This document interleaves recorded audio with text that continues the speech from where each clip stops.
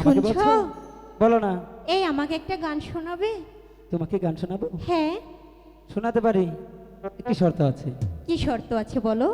আমার গানের তালে তালে তোমাকে যে নাচতে হবে। তাই বুঝি? হ্যাঁ, পারবে? আমি নাচলে তুমি গান গাইবে? অবশ্যই গাইবো।